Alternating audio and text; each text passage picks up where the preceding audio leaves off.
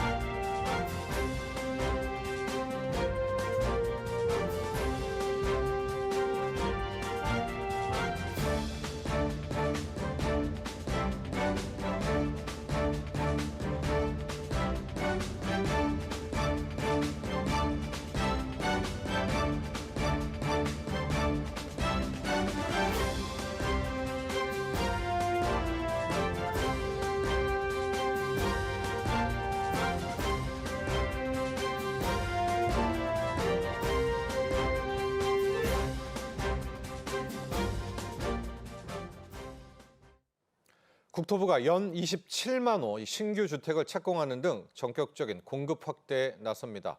과거 3년간 공급 규모가 연 15만 8천 호인 것과 비교하면 11만 2천 호 이상 이 공급 확대 수치 높여 잡았는데요.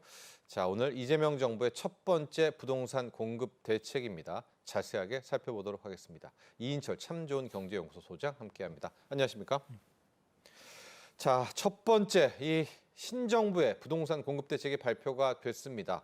두 가지 키워드가 눈에 들어옵니다. 공공주도 그리고 속도 강화입니다. 소장님, 전반적으로 내용 한번 짚어주시고 하나씩 들어가 보도록 할까요? 그렇습니다. 97 이제 정부의 부동산 대책의 핵심은 이제 공급을 이제 확대하겠다라는 게 골자입니다. 특히나 수도권 지역엔 수요가 상당히 높죠. 근데 내후년까지 공급 물량이 부족하다라는 예측이 나오고 있기 때문에 정부는 오는 2030년까지 135만 호를 매년 27만 호씩 일기 신도시급으로 공급을 늘리겠다라는 보관입니다. 자, 그래서 기존에 발표됐던 주택 공급 대책의 기준점은 뭐였느냐? 바로 인허가를 이제 중심으로 했다면 인허가 중심의 공급 목표를 이번에는 실제 착공 물량, 그러니까 첫 삽을 뜨고 사업할 수 있는 물량으로 전환해서 국민들이 체감할 수 있는 그런 이제 실질 공급을 보장하겠다라는 거고요. 그러면 이것처럼 이제 대규모 공급하고 있는 이제 사업의 주체가 누구냐? 바로 그동안 땅 장사 논란이 일었던 LH 토지주택공사가 대상입니다. 그동안 이제 LH의 경우는 이제 공공택지를 민간한테 매각하고 그 수익으로 공공임대주택의 손실을 메꾸는 방식으로 해왔다면 이번에는 민간에게 매각하지 않고 직접 사업을 시행하게 됩니다. 이렇게 되면 LH가 사업을 시행한다라고 하면 크게 두 가지 장점이 있습니다. 일단 속도가 빠르다. 그리고 기본적으로 상대적으로 이제 이윤을 적게 추구하기 때문에 굉장히 이 수요자 측면에서 저렴한 이제 값싼 이제 집값 안정세를 좀 꾀할 수 있다라는 측면에서 긍정적인데 낮은 분양가죠. 맞습니다. 네. 자, 그래서 이를 통해서 지금 LH의 경우 앞으로 5년간 한 6만 호 이상을 공급하겠다라는 겁니다. 그리고 이제 공공택지의 경우에도 이제 인허가 절차가 있고요. 토지 보상 시기를 좀 더 앞당기게 되면 한 2년 정도 사업 기간을 줄일 수 있다라는 거고, 이외에도 이제 이 민간 재개발 재건축 규제도 완화하고요. 일기 신도시 정비 개선을 통해서 추가 공급을 유도하겠다라는 내용도 포함이 되어 있고, 그리고 사실은 지금 전국적으로 지금 공공임대주택이 한 98만 호, 100만 호에 육박하는데요. 30년 이상 된 노후 공공임대가 꽤 많습니다. 이것을 지금 이제 용적률을 이제 노후 공공임대의 경우에도 용적률을 최대 5배, 500%까지 상향 조정을 해서 고밀도 재건축을 하겠다라는 겁니다. 이에도 짜투리 부지가 꽤 있습니다. 공공청사라든가 국유지, 학교 용지와 같은 이른바 유휴 부지를 활용하게 되면 수많은 공급을 이룰 수 있다라는 거고요. 대출 규제도 조금 더 강화됩니다. 특히나 규제 지역의 경우에는 주택담보 인정 비율 LTV가 그동안 50%에서 40%로 낮아지게 되고, 그리고 주택 매매 사업자, 임대 사업자의 경우에는 주택담보대출은 전면 금지가 됩니다. 또 하나 이제 이 기획부동산이나 허위 매물 근절을 위해서 국세청을 포함한 범정부 차원의 수사 조직팀이 좀 신설이 되고요. 또 하나는 서울과 같은 경우에 이제 이 토지거래 허가구역은 지자체 장이 갖고 있습니다. 네. 허가권을 앞으로는 국토부 장관까지 좀 확대하는 방안까지 지금 추진하겠다라는 얘기인데요. 한마디로 이번 대책은 공급의 속도를 좀 빨리 하겠다. 그리고 이제 공공성을 확보하겠다. 네. 여기에다가 시장 질서 확립까지 동시에 꾀하겠다라는 게 핵심 목표입니다. 자, 공공주도의 빠른 속도입니다. 그래서 공공주도는 누구냐? LH가 리더십을 갖고 모든 사업의 시행사가 된다는 건데요. 자, 소장님, 보통 우리가 이제 시행사가 있고 시공사가 있으면 시행사가 땅도 사고 틀도 짜고 다 한 다음에 이제 시공사한테 맡기게 되는데 바로 이 시행 업무를 LH가 직접 하겠다. 좀 장점들이 있겠죠. 왜냐하면 뭐 인허가라든가 아무래도 같은 관에서 하는 거니까. 게다가 LH가 갖고 있는 택지들이 좀 있지 않습니까? 맞습니다. 아마 그런 점들을 좀 노렸던 것 같아요. 맞습니다. 97 이제 대책의 핵심은 바로 공공성 강화라고 할 수 있습니다. LH의 어떤 역할이 상당히 좀 중요해집니다.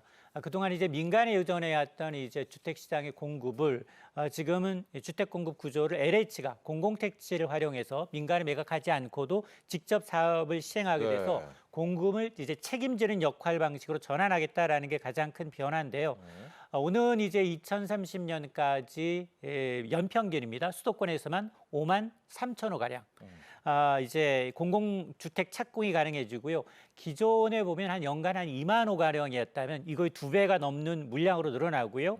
이렇게 되면 이제 공공의 안전성 공급 기반이 좀 복원된다라는 데 의미를 부여할 수 있습니다. 그리고 이제 도심 내 30년 이상 된 노후화된 공공임대주택이 꽤 있는데요. 대수선을 통해서 고밀도 재건축으로 방향을 틀게 됩니다. 여기에는 이제 공공청사와 같은 이제 복합 개발을 좀 의무하고요. 그거는 이제 주거시설뿐 아니라 상업시설까지 혼재돼 있는 이제 복합 개발을 의무화하고 또 유휴비주를 활용하게 되면 연평균 3만 8천 호가 추가 공급되기 때문에 결과적으로 수도권 전체에서만 매년 11만 2천 호 가량의 순 증가하는 네. 효과를 기대하고 있습니다. 다만 가장 걱정스러운 건 시행은 물론 LH가 합니다만 시공과 실제 건설은 민간한테 맡길 수 있거든요. 그래야죠. 이 부분에 네. 있어서 민간 건설사들이 이제 참여할지 여부가 이제 변수가 될 수 있는데요. 어쨌든 이번 대책이 결국 이제 성패라는 게 LH 중심의 직접 시행이 얼마나 좀 시장에 예상했던 것만큼 속도감 있게 잘 진행이 되는지 그리고 지자체 협력을 통해서 어떻게 민간의 기업들을 잘 유인할 수 있는지 이게 관건이 될 것 같습니다. 네, 게다가 요즘에 뭐 공사비가 워낙 많이 올랐잖아요. 인건비도 그렇고 원자재도 그렇고 이제 LH가 하기는 하는데 또 많은 국민분들이 원하는 것처럼 좀 낮은 분양가, 좀 많이 좀 값싼 주택들을 공급하기를 또 기대해 보도록 하겠습니다. 또 하나가 이번에 잘 보시면 그 목표치 옆에 착공 이런 말이 있습니다. 소장님, 이게 인허가 내주는 것과 직접 삽을 뜨는 땅을 파는 착공이랑 좀 차이가 있잖아요. 맞습니다. 국토부도 계속 이 착공이다 우리는 좀 현실감을 더 준다 이런 걸 좀 강조했거든요. 이제 가장 큰 게 네. 인허가는 시간이 많이 걸립니다. 땅을 아직 사지도 않았기 때문에 네. 땅 사고 보상받고 인허가 절차에 아마 시행하게 되면 8에서 10년 이상 걸릴 수도 있고요. 착공이라는 건 일단 그런 과정, 전 단계가 끝났기 때문에 네. 실제로 첫 삽을 뜨고 공사라는 것을 얘기합니다. 이렇게 되면 입주까지는 3년에서 길어야 5년 이내 입주가 가능하거든요. 네. 자, 그러다 보니까 우리나라 주택 공급이 최근 몇 년 새에 상당히 줄었습니다. 크게 위축돼서 뭐 전세 사기 여파로 인해서 빌라나 뭐 연립, 다세대와 같은 비아파트 공급은 거의 공급 기반이 흔들리고 있고요. 또 분양시장 부진으로 인해서 LH의 공공택지의 민간 공급도 크게 급감했습니다. 네. 그래서 여기에 이제 민간 건설사들 역시 지금 PF 위축과 미분양 증가로 인해서 신규 사업이 사실상 좀 멈춰 있는 상황입니다. 자, 그러다 보니 주택 착공 물량은 올해 들어서도 계속해서 개선될 기미가 없는 상황인데요.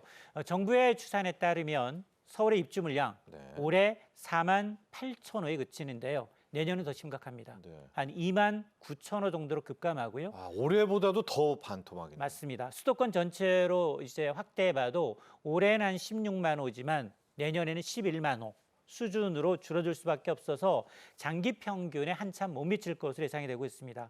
이 적정 수요를 충족하기 위해서는 연평균 한 수도권의 5만 호 정도가 필요하지만 최근 추세로라면 매년 9만 호 이상의 부족 현상이 이제 심화될 수 있다라는 계산인데요. 어쨌든 이번 대책에서 이렇게 인허가 기준이 아니라 착공 기준으로 이제 전환한 것도 인허가만 받아놓고 사실은 실제 공사가 미루는 사례가 너무 많습니다. 그러다 보니까 뭐 허수 통계 논란이 있었던 만큼 착공 기준으로 바꾸게 되면 공급 실현 가능성, 이제 분양하고 입주 가능성이 이제 소비자들로부터 그려질 수 있다라는 겁니다. 실제로 이제 주택 착공이 이루어지게 되면 3개월에서 6개월 정도 되면 이제 분양이 이어지게 되고요. 그리고 준공이 진행되는 만큼 국민들 이제 이 무주택 서민들의 경우에는 내 집 입주가 멀지 않았구나. 로드맵을 그릴 수 있다라는 얘기입니다.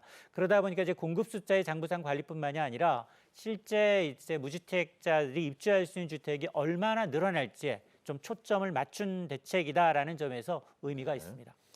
자, 이번에 서울 또 수도권, 전체 수도권에서 5년간, 2030년까지 135만 호 착공입니다. 또 이 발표를 놓고 현실성이 있을까? 즉 택지는 있을까? 뭐 이런 의문도 많이 제기를 하시는 것 같고요. 또 하나가 많이 기대했던 신도시가 없습니다. 신도시가 좀 의도적으로 계획이 빠진 건가요? 이번에 국토부는 신도시에 대해서는 또 어떤 입장인지도 함께 좀 이야기해 주시죠. 맞습니다. 윤석열 정부의 목표는 5년간 270만 호 네. 플러스 알파의 계획이 이제 전면 폐기가 되고요. 대신 이재명 정부는 수도권이 2030년까지 130만 호입니다. 착공 기준으로 확보하겠다라는 이제 새로운 목표를 내세우고 있는데요. 단순한 숫자 제시뿐 아니라 이제 실행 가능한 여러 가지 계획을 병행하고 있다라는 게 이제 특징적인데요. 우선 앞서 제가 이제 공공의 역할이 굉장히 중요하다라고 말씀을 드렸는데 사실 공공이 갖고 있는 이제 공공택지는 그만큼 수월하게 이제 분양과 그리고 이제 택지 보상이 끝난 것들이기 때문에 바로 착공이 가능하다라는 장점이 있고요. 네. 여기다가 이제 노후에 도심돼 있는 공공임대주택, 30년 이상 된 임대주택을 전면 재건축하거나 또 노후 공공청사를 복합 개발을 통해서 연 한 3만 8천 호 정도 추가 공급이 가능하고요. 과거에 더 대수선에 머물렀던 이제 공공임대주택이 개선이 되게 되면 여기다 용적률을 한 500%까지 추가하게 되면 고밀도 재건축으로 방향을 튼 것도 특징적입니다. 이러다 보니까 짜투리 시장, 특히나 도심 내 유유비지 개발, 뭐 전기사업 활성화, 또 LH의 신축 매입 임대 조기 착공과 같은 것을 합치게 되면 수도권에서만 연평균 11만 2천 호 이상의 이제 증가 효과가 발생을 해서 아마 이제 매년 한 개 정도의 신도시급 도시가 이제 착공될 수 있다라는 얘기인데요. 다만 지적하셨던 것처럼 우리가 이제 3기 신도시, 1기 신도시, 2기 신도시처럼 추가로 신도시를 지정하지는 않겠다라는 겁니다. 왜냐, 3기 신도시 사례를 보게 되면 사실 2019년부터 계획돼서 시행이 되고 있지만 지금도 사실은 보상 지원으로 인해서 올해도 사실 입주 물량이 없거든요. 사전 분양하긴 했는데. 맞습니다. 그러다 보니까 보상 지원 등으로 차질을 빚고 있는 걸 감안하게 되면 앞으로 이제 도심 재건축이나 정비 사업을 통해서 공급을 늘리고 특히나 이제 지방은 공급보다는 미분양을 어떻게 줄일지에 대한 어떤 이원화된 전략을 택하겠다라는 것이어서 대규모 신도시급 택지 개발 대신에 도심을 재생하고 또 공공을 좀 활용하는 방향을 선회하면서 안정적이고 또 체감 높은 공급을 이루겠다라는 것이 핵심입니다. 자, 이렇게 공급 발표가 나고 나면은 실질적으로 이 대표 선수라고 하죠. 국민들의 좀 이목을 끌 수 있는 딱 뭐 하나가 나와주면 좋은데 지금 LH가 보유하고 있는 수도권 공공택지 중에서 한 20만 가구 되는데 6만 가구 여기가 실은 좀 사업성이 가장 있습니다. 5, 6만 가구가 이거를 지금 민간에다가 맡기지 않고 아마 LH가 직접 시행을 좀 하면서 그렇죠. 이렇게 좀 뭔가 딱 실물이 나와야 국민들도 좀 여기 따를 거 아니겠습니까? 맞습니다. 정부는 이제 LH가 소유하고 있는 한 19만 9천 호의 이 가구 가운데 말씀하셨던 것처럼 6만 가구는 민간한테 매각하지 않습니다. 직접 LH가 사업을 시행하게 되는데요. 그래서 이제 2030년까지 이제 착공하겠다라는 겁니다. 이렇게 되면 이제 연 한 5만 3천 가구, 또 용적률 상향 등으로 인해서 토지 활용 효율을 높게 되면 추가로 한 7천 가구 정도 합치게 되면 한 6만 가구 정도는 아마 이제 LH가 직접 이제 착공할 수 있을 것으로 기대를 하고 있는데요. 이렇게 이제 민간이 설계 시동을 맞는 이제 물론 이제 LH가 시공을 하지만 시행을 맡지만 실질적으로 이제 소비자들이 원하는 건 굉장히 민간 아파트 브랜드를 선호하고 품질을 더 선호하기 때문에 그렇죠. 설계 시공은 이제 민간이 맡도록 도급을 주겠다라는 겁니다. 그러니까 이게 어떤 메리트가 있는지 민간 참여형으로 추진하겠다라는 건데요. 이를 위해서 최근 정부에 출범시켰던 LH 계획위원회 논의를 토대로 해서 앞으로 어떻게 공급할지 공급 유형과 더불어서 재원 어떻게 조달할지에 대한 방안 등을 연내 발표할 것으로 알려지고 있습니다. 그럼에도 불구하고 이제 현실적 제약도 있는데요. 예. 지금 사실은 지난해 이제 LH가 수도권에서 공공주택 분양을 했느냐 한 건도 사실은 없습니다. 그럴 정도로 좋지 않은데요. 전국적으로 보더라도 연간 목표치의 공공 분양은 6% 수준, 당초 목표치 6%에 불과한 한 2,900여 가구에 그치고 있기 때문에 실제 역량이 좀 한계가 있는 게 아니냐라는 이제 우려가 있고요. 더 큰 문제는 재무의 건전성입니다. LH의 경우에는 지난해 말 부채 규모가 170조 원을 넘어섰습니다. 이게 사실 공공임대주택이라는 건 하면 할수록 적자 보는 사업이거든요. 네. 자, 그러다 보니까 내년에도 이런 추세로라면 아마 LH의 부채는 190조 원으로 늘어날 수 있다라는 전망이 나오고 있는데요. 따라서 사실 임대주택의 어떤 운영 단가를 어떻게 현실화할 것인가? 그리고 이제 장기 미매각된 이제 토지를 어떻게 이제 잘 매각할 것인가? 여기에다 이제 부채 관리와 같은 구조적인 대책이 좀 병행돼야만 LH의 직접 시행이 단순히 이제 구에 그치지 않고 현실화될 수 있다라는 지적이 나오고 있습니다. 자, LH가 하면서 이 공공주도를 하면 좀 관 쪽에서 이 마진을 좀 줄이고 우리 국민들에게 좀 더 싼 분양가에 좋은 양질의 주택을 공급하는 건 좋은데 또 그 이면에는 LH 자체의 재무 건전성이 자꾸만 더 나빠지게 되니까 참 이 딜레마를 꼭 풀어야 되는 또 그런 숙제도 있다는 점 함께 말씀드립니다. 자, 이건 공급 대책 쪽이고요. 이번에 수요 억제책도 함께 나왔습니다. 아마 6억 주택담보대출 제한이라는 정말 역사상 가장 강력한 수요 제한 정책도 있었는데 이번에도 뭐 LTV라든가 몇 가지 함께 보입니다. 맞습니다. 수요 억제 정책 역시 또 한층 또 강화가 됩니다. 특히나 이제 공급만으로는 단기 집값을 안정시키기 좀 어렵다라는 판단을 하고 있고요. 따라서 이제 6.27 대책의 관리기조 연속선상에서 일부 규제는 더 강화됩니다. 특히나 규제 지역, 강남 3구와 용산구의 경우에는 LTV, 주택가격 인정비율, 집값의 종전에는 50%까지 이제 대출해줬다면 8일부터는 40%로 낮아집니다. 해당 지역의 집을 샀을 때 매입가의 40%만 대출이 가능하다라는 얘기이고 또 하나 주목할 것이 주택 매매업자, 임대사업자의 경우에는 주택담보대출이 전면적으로 이제 금지가 됩니다.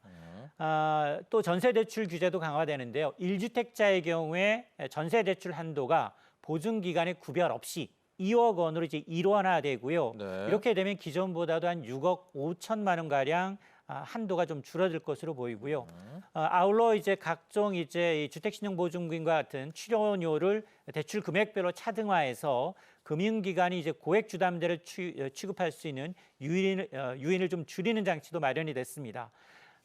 또 한편에서는 6.27 대책 이후에 생활안정자금 목적의 주담대 한도가 1억 원으로 너무 제한한 것이 좀 규제가 세다라는 이제 이 지적을 받아들여서 네. 저금리 은행으로의 대안대출이 막혔던 부분은 이제 개선하기로 했는데요. 어쨌든 정부는 이제 가계대출 증가세가 다시 확대되는 조짐에 좀 주시하고 있기 때문에 공급과 이제 수요 관리 양축을 모두 활용해서 시장 안정을 꾀한다는 방침입니다. 자, 근데 이번 발표 나오니까 일각에서는 이제 용산구 또 강남 3구잖아요. 근데 강남 3구, 뭐 강남구의 평균 가격이 벌써 30억이 넘었더라고요. 거기에서 LTV 뭐 30% 해봐야 기존의 6억과 큰 차이가 없어서 실효성 논란도 함께 좀 제기되고 있는데 여기에서 우리 당국은 어떻게 이야기하고 있습니까? 맞습니다. 규제 지역이라고 하면 지금 강남 3구와 용산구인데요. 이미 6.27 대책으로 인해서 주택담보대출은 6억 원 끊기죠. 이하로 네. 돼 있는데 여기에다가 이제 주택담보 인정 대율을 50에서 40%로 낮춘다 하더라도 여기는 사실 크게 문제가 되지 않습니다. 왜냐하면 12억 원 이하의 네. 아파트가 거의 강남 3구에서는 찾아보기가 좀 어려운데요. 실제로 현행 6억 원 주택담보대출 한도와 맞물려서 15억 원 이상 주택계약에는 이 대책이 적용될 여지가 네. 크지가 않습니다. 그러니까 효과가 없다는 거죠. 맞습니다. 네. 그럼에도 불구하고 이제 금융당국이 얘기하고 있는 건 물론 뭐 강남 3구의 모든 주택이 뭐 15억 원 이상은 아니지만 시장 상황에 따라서 규제 지역이 지금 강남 3구와 용산구뿐만이 아니라 마포라든가 아니면 이제 성동구와 같이 집값 상승이 좀 이어질 수 있는 한강 벨트로 확대될 수 있다라는 점을 강조하고 있습니다. 아울러 이제 손쉽게 전세 대출을 내서 주택 매입 가격을 떠받치고 있는 게 아니냐라는 이제 우려가 있었기 때문에 전세 대출의 보증 한도도 그동안 3억 원까지 최장됐다면 2억 원으로 줄인 조치 역시 수요 억제 효과가 있을 것으로 정부는 기대를 하고 있습니다. 그렇습니다. 이 질문이 가장 많은 게 이겁니다. 기존에 1주택자에 있는 분이 이제 전세를 살기 위해서 전세 대출 받을 때 그 한도를 좀 줄인다라는 건데 그 1주택이 또 어디 있는가요? 이런 질문도 많이 있고 기존에 받은 그럼 대출 있다면 이거 다시 반납해야 되나요? 이런 의견도 있고요. 또 어느 정도나 해당이 되는지 이 전세 대출을 이 원래 주택 있는 분들 여기까지 전반적으로 한번 분석해 주시죠. 맞습니다. 지금 가장 많은 질문이 나왔던 부분이 바로 이제 1주택자의 전세 대출 규제 부분입니다. 2억으로요. 맞습니다. 정부가 이제 전세 대출 규제에서 1주택자의 어떤 주택 소재지와 관계없이 살 집이 어디냐, 수도권이나 규제 지역에서 전세 대출 이용할 때는 적용이 됩니다. 그러니까 뭐 보유주택이 지방에 있다 하더라도 우리는 뭐 어떤 뭐 이사라든가 아니면 이제 교육의 목적으로 인해서 수도권 규제 지역에서 전세 대출을 받는다. 네. 이때는 한도가 2억 원으로 줄어듭니다. 이번 조치는 이제 자금 수요가 집중되고 있는 이제 수도권과 규제 지역의 전세 수요를 좀 억제해서 매매 가격 상승 압박을 좀 줄이겠다라는 취지이기 때문에 수도권에 한해서 적용된다라는 겁니다. 네.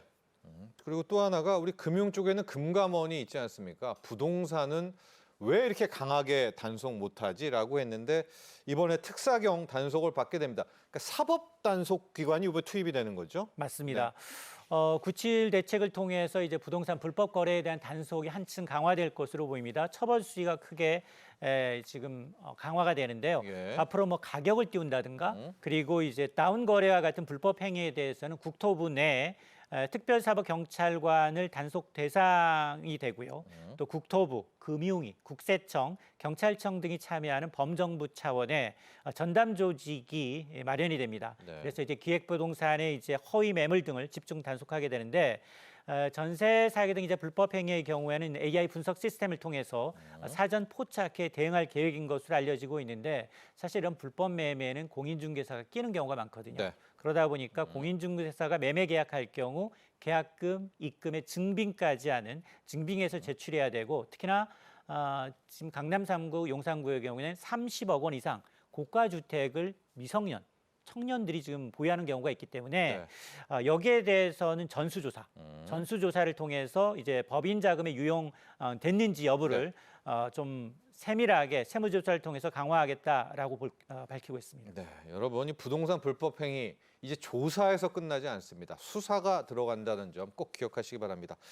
자, 마지막으로 뭐 보완책들 한번 보도록 할까요? 세금 규제는 좀 아껴둔 거죠? 한번 맞습니다. 정리해 볼까요? 맞습니다. 이번 대책은 어떤 공공주도의 속도전이다라고 이제 말씀을 드릴 수 있는데요. 다만 이제 체감하기 위해서는 이제 좀 보완할 점들이 몇 가지 좀 눈에 보입니다. 특히나 이제 장기간 수도권 내에서의 5년간 135만 호라는 이제 이 로드맵도 좋지만 단기적으로 주택 공급을 어떻게 할지 단기 대책이 좀 빠져 있다라는 부분. 또 하나는 이제 지방은 사실 미분양이 많고 있거든요. 근데 이번 대책에 지방 미분양 대책이 좀 빠져 있다라는 부분. 또 하나가 이제 전세는 지금 대출 규제로 옥죄고 있는데 어떻게 하면 전세 공급 물량을 좀 늘릴까라는 부분에 대한 고민이 좀 있어야 되고요.